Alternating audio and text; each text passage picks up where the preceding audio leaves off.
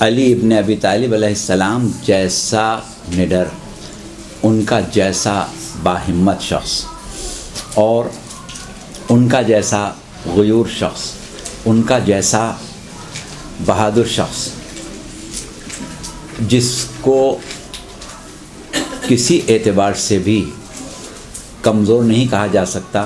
یعنی اگر جیسے لوگ کہتے ہیں کہ بھئی قلت انصار تھی، لوگ کم تھے، تو بھئی خیبر میں کون ساتھ تھا جب مرحب کو قتل کیا تھا؟ جب عمرو بن عبدود کے مقابلے پر گئے تھے تو کون ساتھ تھا؟ تنہائی تھے نا. یا جب رسول کو سب چھوڑ گئے تھے تو علی تنہائی تھے نا. تو قلت انصار کا ان کو کوئی مسئلہ نہیں تھا. تو پھر کیا وجہ؟ تو اب وہاں پر بات یہی کی جاتی ہے کہ بھائی اگر حق ہوتا تو علی ضرور لے لیتے. اس کا مطلب یہ کہ شاید حق نہیں ہوگا، حق ہوتا تو بہرحال لے لیتے.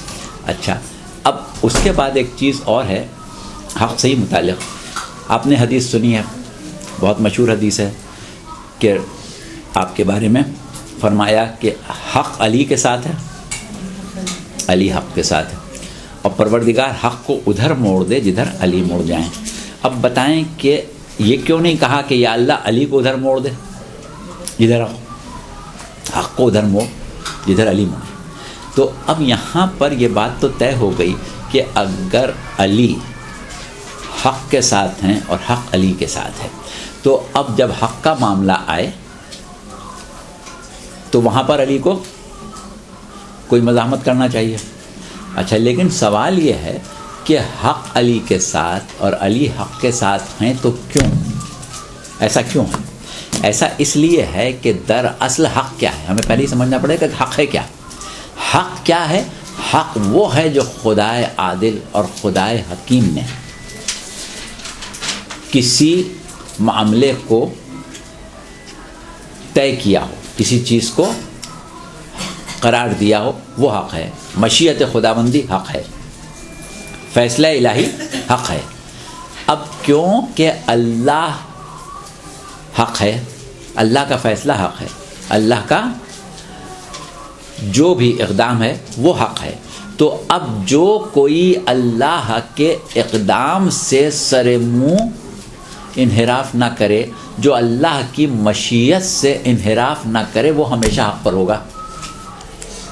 تو اس کا مطلب یہ ہوا کہ ہم جب یہ دیکھنا چاہیں کہ علی حق پر ہیں، علی حق کے ساتھ ہیں، تو ہمیں اس پیرائے کو اس تناظر میں دیکھنا پڑے گا کہ کبھی ایسا ممکن ہے کہ علی مشیت خداوندی سے انحراف کرے؟ کبھی یہ ممکن ہے کہ علی مشیت خداوندی کے خلاف ہو جائیں، دوسری طرف ہو جائیں؟ یہ تو کسی حال میں ممکن نہیں ہونا چاہیے. اچھا، اب اس کے بعد ہم تھوڑا سا آگے بڑھ رہے ہیں کہ جب بات یہ کہی جا رہی ہے کہ بھائی علی کا حق تھا تو علی نے کیوں نہیں لے لیا. اور ابھی کچھ عرصے پہلے ہم سے ایک صاحب نے وہاں ناروے سے یہ بتایا کہ بھئی وہ فلاں صاحب ہیں، ایک بہت بڑے عالم ہیں، اور انہوں نے ہم سے خود یہ کہا کہ بھئی تم خود بتاؤ کہ اگر تمہارے گھر میں کوئی دشمن گھس آئے اور تمہاری بیوی پر تشدد کرے تو تم کھڑے رہو گے کیا؟ دیکھتے رہو گے؟ کیسے ہو سکتا ہے کہ علی نے گوارا کر لیا؟ تو اس کا مطلب یہ نہیں ہوا، پھر سیدھی سی بات ہو گئی نا. اچھا، اب دیکھیے، ابھی ہم نے ایک جملہ کہا تھا، علی کو شیر خدا یا تو کہنا چھوڑ دو یا فاطمہ کو مظلومہ کہنا چھوڑ دو. علی کے ہوتے ہوئے کیسے فاطمہ مظلوم ہو گیا؟ علی کیا کر رہے تھے؟ تو یہ چیز جو ہے اس کے اوپر ہماری اب یہ گفتگو ہوگی. اچھا، اب سوال یہ ہے کہ علی ایک حیثیت جو ہماری نظر میں ہے علی کی، وہ کیا ہے؟ ہم لوگوں کو یہ بتایا گیا کہ علی نے یوں مرحب کو قتل کیا، علی نے یوں انتر کو قتل کیا، علی نے یوں عمرو بن عبدود کو قتل کیا، علی نے یوں جنگ کی، علی نے یوں تلوار چلائی، علی نے یہ کیا، علی نے اس طریقے سے بہادری دکھائی، علی نے اس طرح شجاعت دکھائی. تو ہم لوگ یہ سمجھنے لگے کہ علی کوئی بہت بڑے پہلوان ہیں، علی کوئی ہیوی ویٹ چیمپئن ہے، جبکہ حقیقت یہ نہیں ہے. علی کو بہادر کہنا، علی کو نڈر کہنا، علی کو دلاور کہنا، علی کو باہمت کہنا، یہ سب علی کے مقام و مرتبے سے بہت پست ہے، بہت پست ہے. علی شجاع ہیں، اور شجاعت کا کمال جو ہے وہ صبر ہے. جو شخص صبر نہ کر سکے وہ شجاع نہیں ہوتا. شجاع جتنا بڑا شجاع ہوگا اتنا ہی بڑا صابر ہوگا. صبر، کمال صبر جو ہے وہ کمال شجاعت ہے. شجاعت مار دھاڑ یا غالب آنا، اٹھا دینا، پٹک دینا، وہ شجاعت نہیں ہے. شجاعت ہے اصل میں صبر، کہ صبر کے ساتھ مشیت پروردگار عالم کا تحفظ کرنا. جو اللہ چاہتا ہے، جو مشیت خدا بندی ہے، اس پر ہم راضی بر رضا ہیں. اب ہمیں جتنی بھی اس کے لیے تکلیف اٹھانا پڑے، جتنا بھی ہمیں ظلم سہنا پڑے، ہم یہ حوصلہ رکھتے ہیں کہ ہم اس ظلم کو برداشت کریں گے. یہ سب سے بڑی شجاعت ہے، یہ سب سے بڑی شجاعت ہے. اچھا، اب صورتحال کیا ہے کہ ہم نے جیسا کہ کہا کہ علی حجت خدا ہیں، علی وصی رسول ہیں. اب جب علی وصی رسول ہیں، علی حجت خدا ہیں، تو ہمیں علی کے ہر اقدام کو اللہ کی سنت میں دیکھنا پڑے گا، اللہ کی سنت میں دیکھنا پڑے گا. اب چھوٹی چھوٹی مثالیں ہم دیں. مثال کے طور پر آپ سے کہا جائے کہ یا تو علی کو شیر خدا کہنا چھوڑ دو یا فاطمہ کو مظلومہ کہنا چھوڑ دو، تو آپ اس کے جواب میں کیا یہ نہیں کہہ سکتے کہ اللہ کو قادر مطلق کہنا چھوڑ دو یا ابلیس کو اللہ کا دشمن کہنا چھوڑ دو؟ یہ اللہ میں طاقت نہیں ہے. اس دن سے جو چھوڑا ہے، اور وہ بھی ایسی حالت میں وہ کہہ رہا ہے میں تیرے بندوں کو بہکاؤں گا، صراط مستقیم پر بیٹھوں گا، سب کو دوزخ میں بھیجوں گا. تو بھئی اللہ میں اتنی طاقت نہیں، کمزور ہے کیا اللہ کمزور ہے؟ ابلیس کو مار نہیں سکتا؟ اللہ ابلیس کو جب چاہے ہلاک کر سکتا ہے، کوئی مشکل ہے اس کے لیے؟ تو اب آپ یہ کہیں کہ ابلیس کو برا کہنا چھوڑ دو یا اللہ کو قادر مطلق کہنا چھوڑ دو. قادر مطلق ہونا اور چیز ہے، اور برداشت کرنا، ڈھیل دینا، یہ اور چیز ہے. ہمارا جہاں تک تعلق ہے، ہم وقت کو غنیمت سمجھتے ہیں. آج یہ موقع ہمیں ملا ہے، کل ہاتھ سے نکل نہ جائے، لہٰذا جو کچھ کرنا ہے ابھی کر لو. لیکن اللہ کے ہاتھ سے موقع کبھی نہیں نکلنے والا ہے. تو اللہ ظالم کو ڈھیل دیتا ہے، اللہ ظالم کی رسی دراز کرتا ہے، کل تو پکڑ ہی لے گا. تو اللہ کی سنت میں یہ نہیں ہے کہ طاقت ہے تو ابھی گردن پکڑ لو. اور علی کون ہے؟ زمین پر اللہ کی حجت ہیں. علی زمین پر اللہ کی حجت ہیں. ایک چیز یہ آپ ذہن میں رکھیں. اچھا، دوسری چیز ایک ذہن میں یہ رکھیں کہ ہم یہ کہتے ہیں کہ صاحب اگر خلافت علی کا حق تھا تو علی کو لے لینا چاہیے تھا، اگر علی کا حق تھا تو لے لینا چاہیے تھا. تو اب سوال یہ ہے کہ خلافت دراصل کیا شے ہے؟ خلافت دراصل کیا شے ہے؟ پروردگار عالم نے سورہ انبیاء میں کیا ارشاد فرمایا کہ وَلَقَدْ كَتَبْنَا فِي الزُّبُورِ مِن بَعْدِ الذِّكْرِ أَنَّ الْأَرْضَ يَرِثُهَا عِبَادِيَ الصَّالِحُونَ، کہ پروردگار عالم یہ کہہ رہا ہے کہ ہم نے تو ذکر کے بعد، یعنی توریت کے بعد یا نصیحت کے بعد تمام آسمانی کتابوں میں لکھ دیا یا زبور میں لکھ دیا، اور قرآن میں بھی یہ آیت آ گئی کہ ہماری زمین جو ہے اس کے وارث ہمارے صالح بندے ہیں. زمین ہمارے صالح بندوں کی ملکیت ہے. اب یہ بتائیں کہ صالح بندے کی جب بات آ رہی ہے کہ زمین ملکیت ہے صالح بندے کی، تو روئے زمین پر عالم اسلام میں آپ آ جائیں، پہلے زمانے میں نہ جائیں، عالم اسلام میں روئے زمین پر عہد رسالت میں سب سے بڑا صادق کون تھا؟ خود رسول اللہ تھے نا. تو رسول زمین کے وارث ہوئے، اور تمام انسانوں پر واجب ہے کہ اللہ کی طرف سے وراثت زمین رکھنے والے کی اطاعت کریں، کیونکہ اللہ نے اس کو زمین کا وارث بنایا ہے. تو کیا لوگوں پر یہ واجب نہیں تھا کہ مکی زندگی میں رسول کی اطاعت کرتے؟ رسول تو اس وقت بھی رسول تھے نا، اس وقت بھی رسول کی اطاعت واجب تھی، لیکن کسی نے کی رسول کی اطاعت؟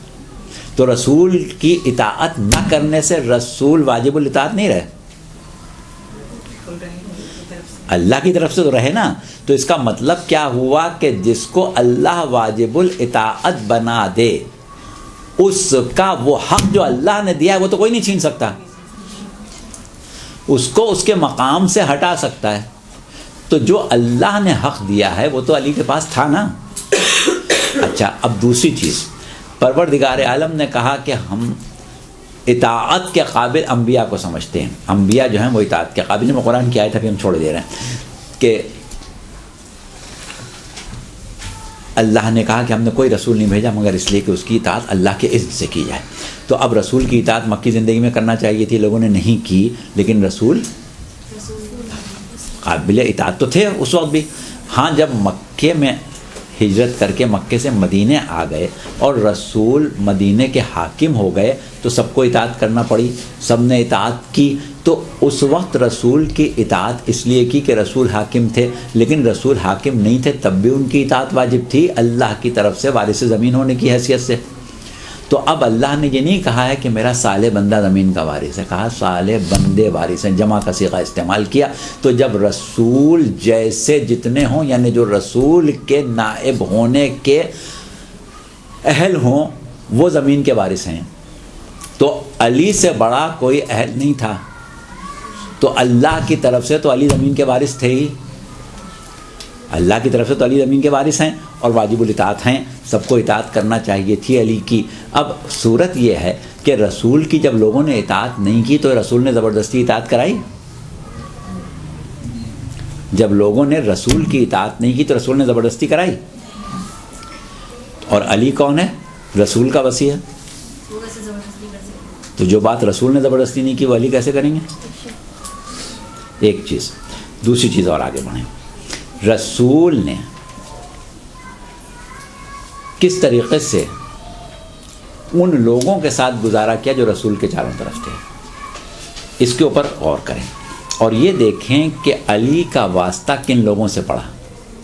انہی سے پڑھا نا جن سے رسول کا پڑا تھا. کوئی نئے لوگ تو نہیں تھے. ابھی رسول کی آنکھ بند ہوئی وہی سب بیٹھے ہوئے، نئے لوگ تو کوئی نہیں آئے ابھی. تو ابھی رسول کی جب آنکھ بند ہوئی ہے تو رسول کا علی کا واسطہ ان لوگوں سے پڑ رہا ہے جن سے کل تک رسول کا واسطہ تھا. تو رسول نے ان لوگوں کے ساتھ کیا طریقہ اختیار کیا تھا؟ رسول نے ان لوگوں کے ساتھ کیا طریقہ اختیار کیا تھا؟ رسول کے اوپر قاتلانہ حملہ ہوا، پہاڑ سے پتھر لڑکایا گیا اور رسول بال بال بچ گئے. جناب حذیفہ یمانی جو رسول کے ناقے کی مہار پکڑے ہوئے تھے، انہوں نے ایک بجلی اللہ نے چمکائی، اس میں ان لوگوں کی شکلیں دیکھ لیں جو پہاڑ پر کھڑے ہوئے تھے.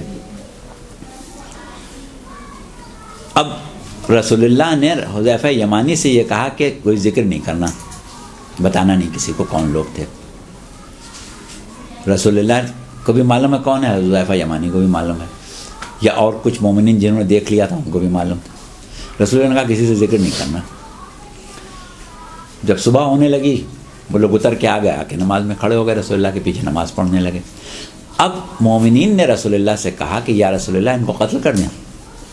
قتلہ حملہ کیا ہے تو واجب القتل تو ہو گئے نا. تو آپ نے کہا کہ چھوڑ دو، ان کو قتل نہیں کرنا. اگر تم نے ان کو آج قتل کیا تو لوگ یہ کہیں گے کہ محمد نے اپنے دین کا اعلان کیا، جن لوگوں نے محمد کا ساتھ دیا جب محمد مضبوط ہو گئے تو انہی کو قتل کر دیا، لہٰذا ان کو قتل نہ کرو. اچھا اب وہ جو صورتیں نظر آئی تھیں زیادہ سے زیادہ 12 افراد تھے، ورنہ 8 یا 10 افراد تھے. تو وہ 10 افراد اگر 2.25 لاکھ مسلمانوں میں سے قتل کر دیے جاتے تو لوگ یہ کہتے ہیں کہ انہی کو سب کو قتل کر دیا یا انہی کو قتل کر دیا. 8-10 کو قتل میں تو نہیں کہتے نا. تو اس کا مطلب کیا ہے کہ رسول جانتے تھے کہ یہ 10-12 جو ہیں یہ تو نمائندے ہیں، پیچھے پورا ہزاروں کی تعداد میں ہیں. تو خالی ان کو مارنے کا تو کوئی فائدہ نہیں ہے جب تک ان سب کو نہ مارا جائے. اور اگر ان سب کو مارا گیا تو یہ الزام آئے گا، اور علی کا واسطہ بھی انہی سب سے ہے. تو 2-4 کو اگر قتل کر دیتے تو باقی تو وہی موجود تھے نا سب کے سب.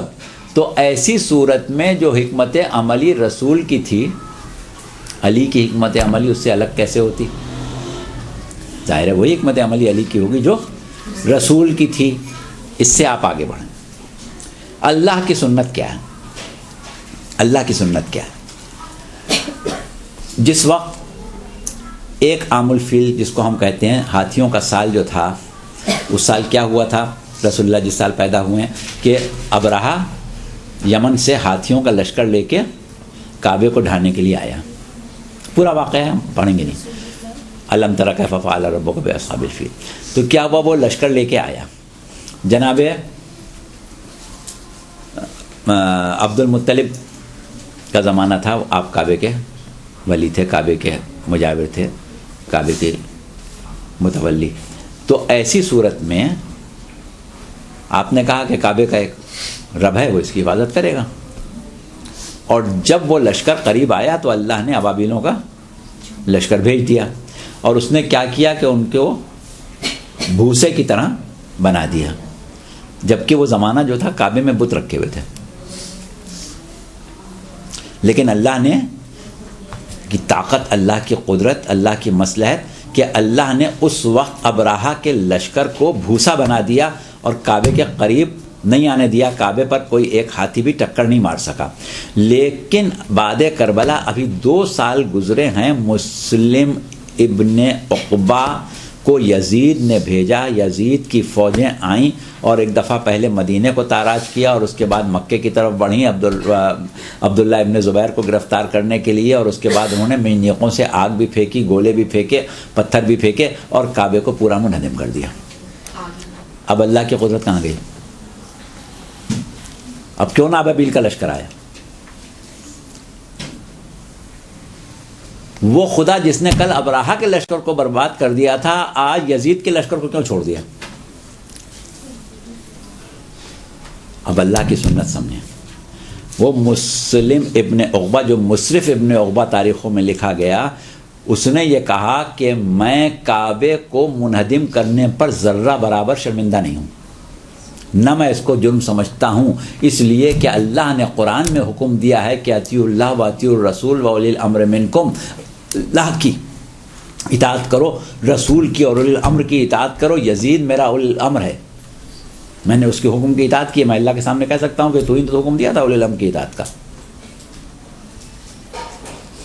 تو کیا ہوا کہ یزید میں اور ابرہہ میں اللہ نے فرق کیا.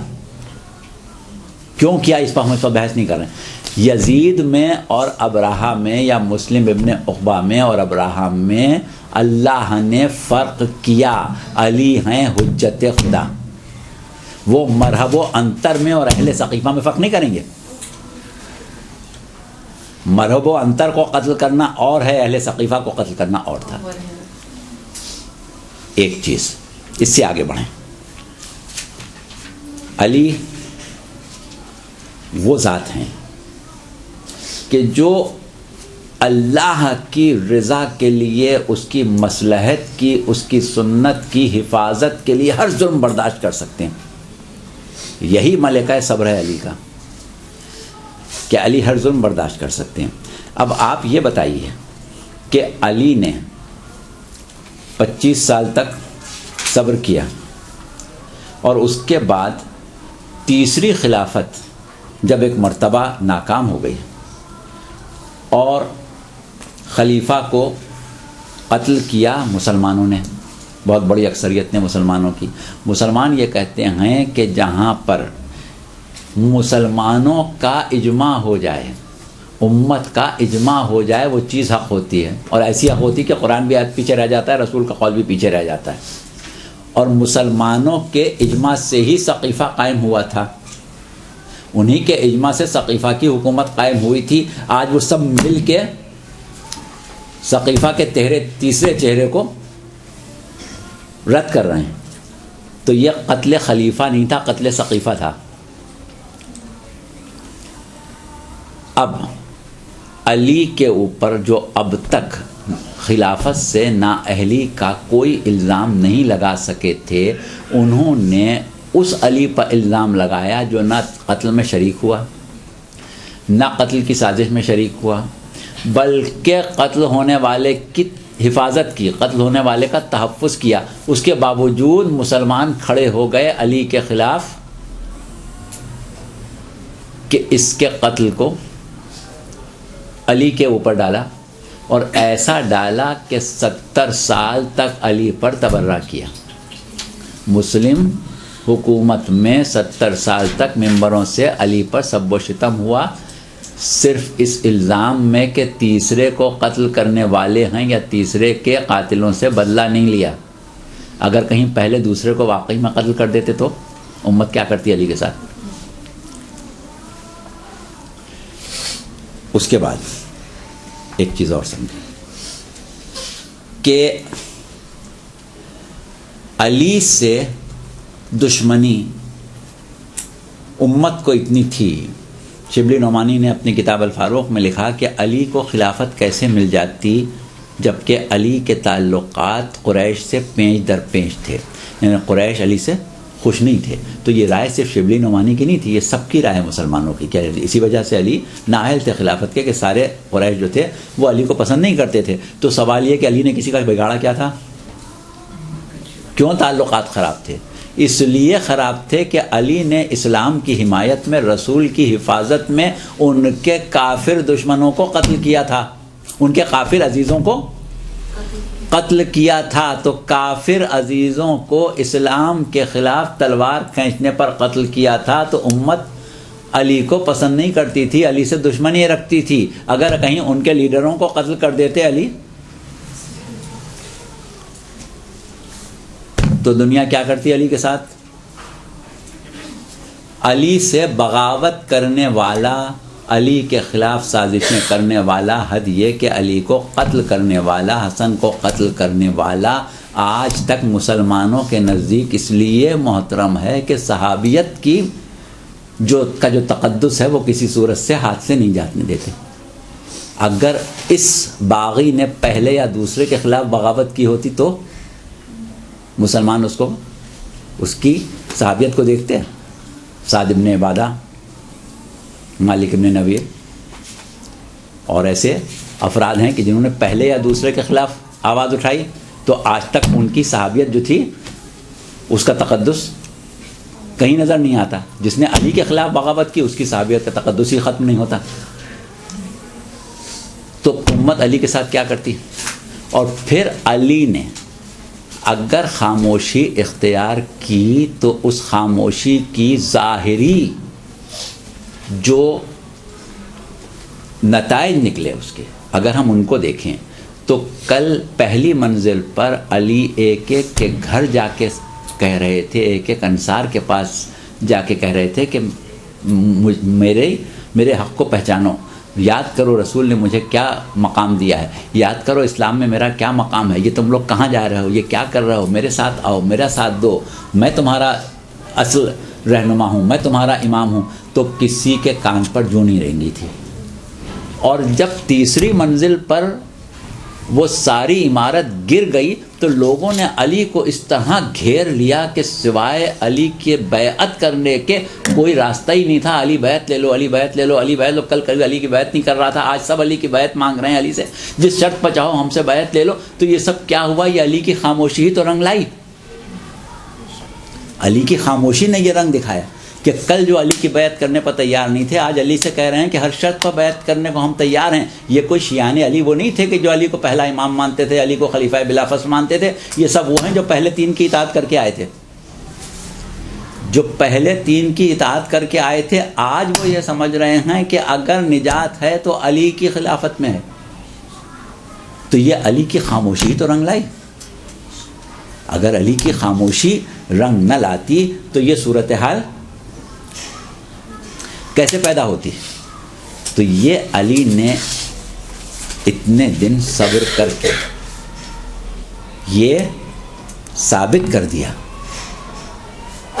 کہ جہاں تم جا رہے ہو اس کا انجام برا ہونا ہے. اور شہزادی نے خطبے میں اپنے یہی کہا تھا پہلی خلافت کے دربار میں کہ جس ناقے پر تم وہ رکھ رہے ہو، ہودج رکھ رہے ہو، اس کی پشت زخمی ہے. اور یہ بنیاد جو تھی یہ آخر منہدم ہونا تھی. اور آخر کار لوگوں کو احساس ہونا تھا، اور جب احساس ہوا تو یہ بھی احساس ہوا کہ یہ اگر ہم کوئی تبدیلی چاہتے ہیں تو وہ علی کے ہی ذریعے آ سکتی. تو اتنا زیادہ علی کا خاموش رہنا جو تھا اس کا بہترین نتیجہ تو دنیا نے اسی وقت دیکھ لیا کہ کیا صورتحال پیدا ہوئی. اور اس کے بعد ایک چیز اور ہے کہ پروردگار عالم نے سورہ عنکبوت کی پہلی دوسری آیت آپ پڑھ لیں. بسم اللہ الرحمن الرحیم، الف لام میم، احسب الناس ان یترکوا ان یقولوا آمنا وہم لا یفتنون، کہ کیا لوگوں نے یہ سمجھ لیا کہ وہ صرف کہہ دیں گے کہ ہم ایمان لائے تو ہم ان کو آزمائش میں نہیں ڈالیں گے. اور جس وقت یہ آیت نازل ہوئی تو رسول اللہ نے کہا کہ لوگوں کا آزمائش میں ڈالا جانا بہت ضروری ہے، کیونکہ میرے بعد یہ فیصلہ کیسے ہوگا کہ سچا کون ہے اور جھوٹا کون ہے. اللہ نے تو کہہ دیا تھا کہ یہ دعویٰ کر رہے ہیں یا آپ کو رسول مان رہے ہیں لیکن یہ جھوٹے ہیں. اللہ کہہ رہا ہے کہ وہ ایمان لا کے کافر ہو گئے، بظاہر تو کوئی کافر نہیں ہوا، تو پتہ کیسے چلے کہ کون کافر ہوا؟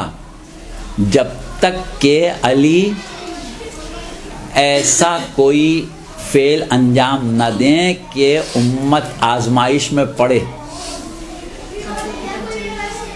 اور ایک حدیث بڑی مشہور ہے، ہم اب اس کے حوالے ہمارے پاس سب سے اب چھوڑے دے رہے ہیں، کہ ایک شخص نے سوال کیا تھا چھٹے امام سے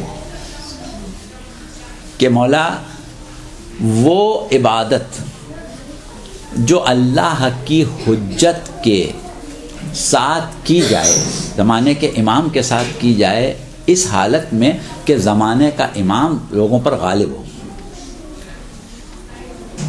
بہتر ہے یا وہ عبادت بہتر ہے جو اس زمانے میں کی جائے جب زمانے کا امام بظاہر مغلوب ہو اور اہل باطل کے خوف سے چھپ کے لوگ عبادت کریں؟ کوئی جیسے 7ویں امام کتنے دن زندان میں رہے، 11ویں امام زندان میں رہے، امام صادق علیہ السلام بھی گھر میں ایک لحاظ سے قید رہے بعد میں منصور دوانقی کے زمانے میں، اور اس طریقے سے بہت سے مواقع ایسے آئے کہ امام کو تو موقع نہیں ہوتا تھا کہ لوگ امام کے ساتھ بیٹھیں. امام زین العابدین کے ساتھ لوگوں کو بیٹھنے کا کم موقع مل رہا تھا.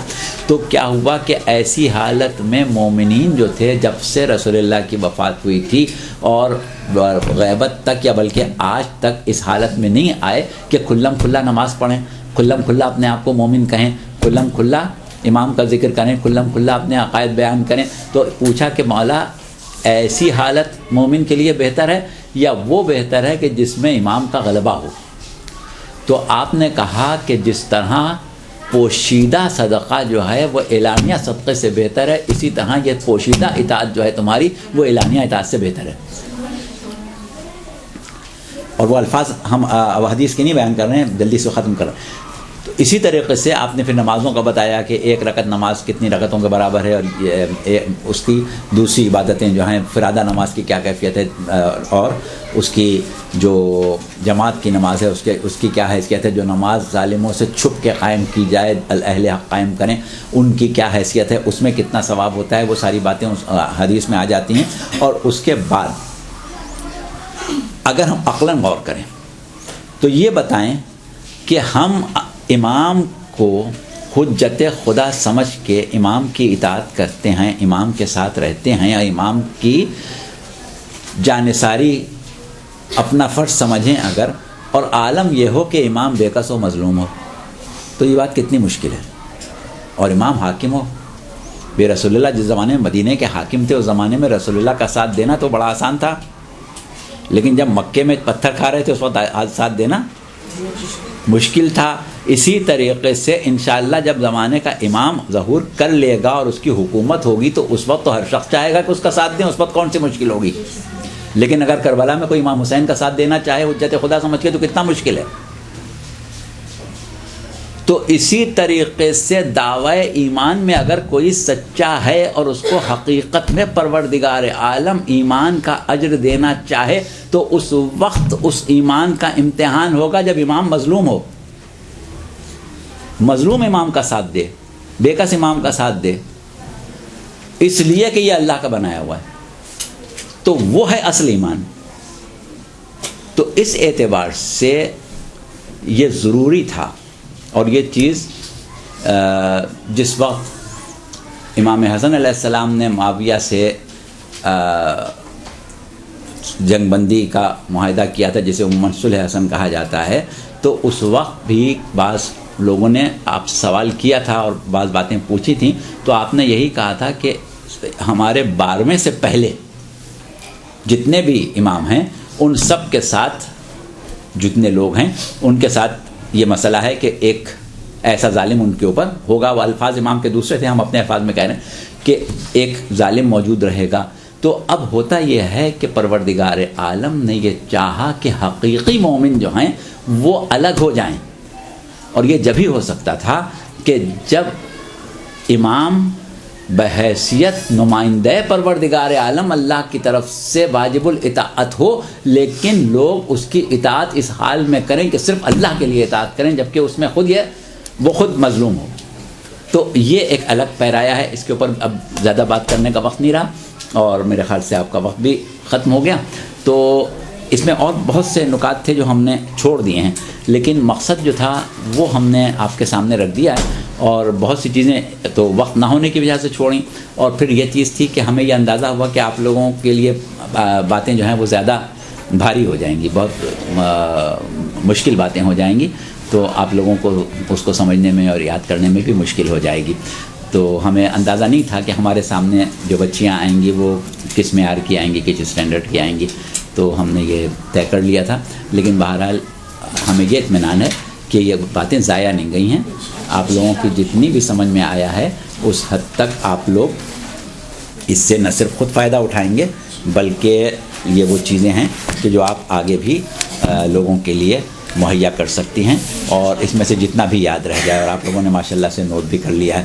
تو بس آج ہم اس پر ان دونوں چیزوں پر گفتگو کو ختم کر رہے ہیں. برحمتک یا ارحم الراحمین وصلی اللہ علی محمد و